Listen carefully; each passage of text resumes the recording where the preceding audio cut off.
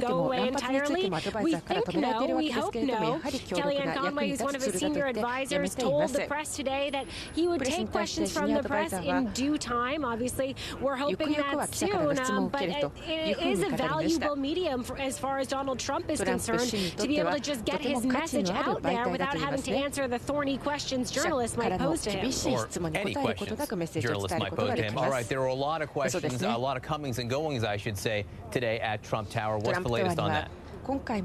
That's absolutely right. And one of the interesting ones was Democratic Congresswoman Tulsi Gabbard. She was here and is under consideration for a number of national security posts. I'm told from a source that she was very impressive in the meeting, that they are seriously considering her, which would obviously be sort of an eyebrow raiser to see Donald Trump put a Democrat in a high cabinet position. We will see if that comes to fruition. The other thing we're looking out for is Commerce Secretary. Multiple sources say billionaire investor Wilbur Ross is the leading candidate for this. They're saying it is all but a done deal, but not fully a done deal, and it's Donald Trump. So, you know, he could always change his mind at the last minute, but they seem to be on the cusp of potential announcements, and we'll see if we get any of those tomorrow or if Donald Trump decides to hold off until after Thanksgiving. All right, we are waiting to see Sarah Murray outside Trump Tower. Thanks so much. Joining us now, our very own cabinet, Matt Lewis, a conservative columnist, joins us. The Atlantic's Peter Beinart, New York One anchor Errol Lewis, Trump supporter Kayleigh McEnany, Democratic strategist Simone Sanders, and Carlos Watson, editor-in-chief of Aussie.com. Do we have David Gergen with us as well? Okay, we do not have David Gergen with us. I thought we might. But Matt Lewis, I want to go to you first. In terms of the scope of this plan, to begin with on day one, how ambitious is this?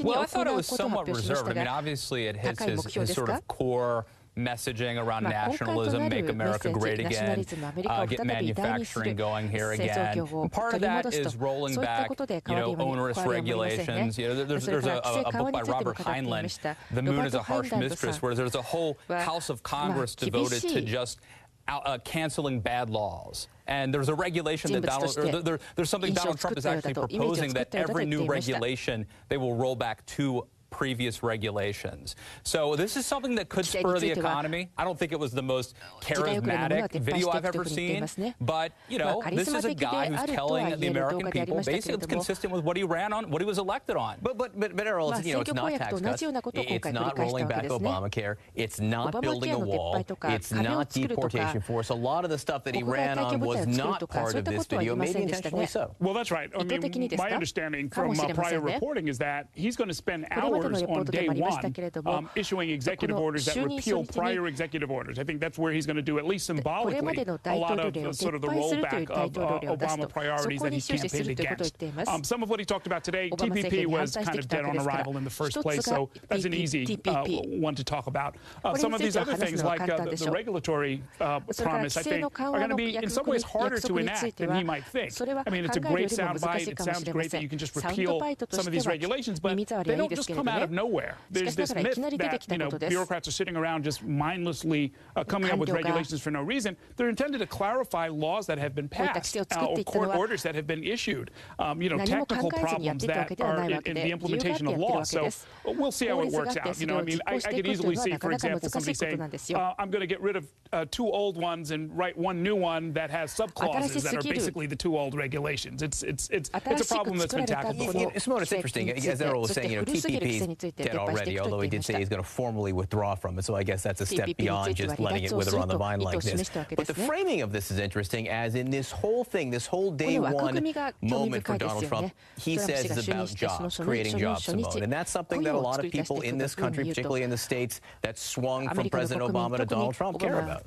People do care about jobs. I do think that we are going to see more from President-elect Trump that is more in line of that extreme rhetoric that we've heard. But folks do care about jobs. We haven't heard anything about infrastructure just yet, and I think that's key. The TPP point, again, it was dead on arrival, but we do still have to formally withdraw from the deal. But the TPP wasn't creating any new jobs, and it's not going to create any new jobs by saying we're out of the deal. So I don't know where the jobs, concrete jobs, are coming from. I hope to see so soon. But if you're looking to make yourself popular with the American people on your way in, including people who may not have voted for you, including Democrats and Bernie Sanders supporters like yourself, speaking out against TPP may not be a dumb thing, even though he was clearly against it already. He was clearly against it already, but I mean, I don't think TPP is going to win him any new folks. I think TPP is something that Donald Trump ran on. That was one of the places where he and Senator Sanders actually aligned at the top line point, where we said TPP was not a trade deal we should be participating in, and we need to rethink the way we engage in America's trade policy. But when we look at the weeds, I mean, let's be frank, out of the 29 chapters in the TPP, only 3 actually had to do with trade. The other things had to do with biomedicals, environmental implications,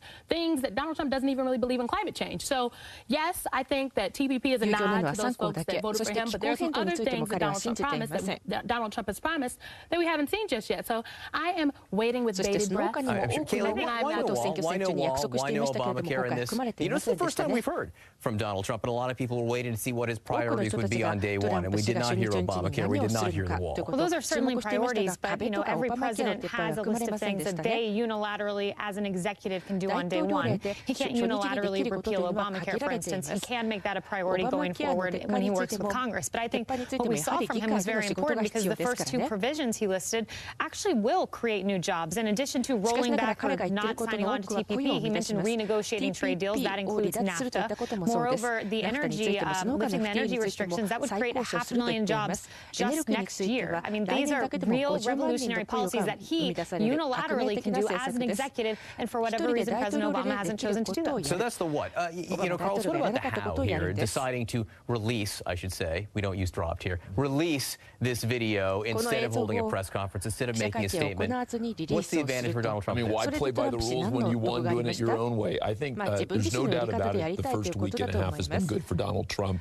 His poll numbers are up. You see his popularity growing 9 or 10 points. Even folks who voted for him but had unfavorable views, you see that going up. I think it's been very interesting that while his cabinet's been very monolithic, it's been almost all white males that we've seen appointed so far. The fact that you're beginning to hear about Tulsi Gabbard, beginning to hear about other people, be interesting to see if he takes that forward. I think December's a warm-up. I think January is where it gets interesting. You talked about the wall, you talked about Obamacare, but the real fight starts with the Supreme Court, right? We've got a nomination waiting there, and I think it'll be interesting to see when he decides to fire that bullet. Does he wait for his State of the Union address, his very first, or does he do it even sooner? Does he do it? He can do it as soon as now, if he wants to at least tell us where he's leaning. You know, Peter Biden, again, why the video? Why not the press conference? And in general, how do you think Trump is handling his image right now? You know, it's effective, right? Why hold a press conference and get asked tough questions when you can just put this out there? And he's been very effective at this. I do think into the substance is one thing that we need to mention. You know, it's nice to talk about getting rid of energy regulations. Let's be honest here. We have a climate denier in the White House. You get rid of the regulations on coal plants. And according to the journal Nature, if carbon emissions continue to rise throughout this century, as they will if Donald Trump gets rid of these regulations, 13 million Americans, they estimate, in coastal areas will be forced to relocate. So it's nice to talk about creating jobs. Maybe there will be some jobs created in coal country. But the consequences of a wholesale repudiation of President Obama and indeed the entire world's agenda on climate change will have very devastating consequences in this country. All right, guys, I know you want to respond, but hold that thought. We have a lot more to talk about tonight. We're going to focus on the cabinet question coming up on 2 big names being floated for Secretary of State, Rudy Giuliani and Mitt Romney, and what a third big-name candidate just had to say about both of them. Later, more breaking news. New video not far from the White House. People raising their right arms in the Nazi salute to cries of Hail Victory, Hail Trump. Their leader, and there is a German word for that, you know, spewing a message of anti-Semitism and white supremacy. Just ahead, what the Trump team just had to say about all of that.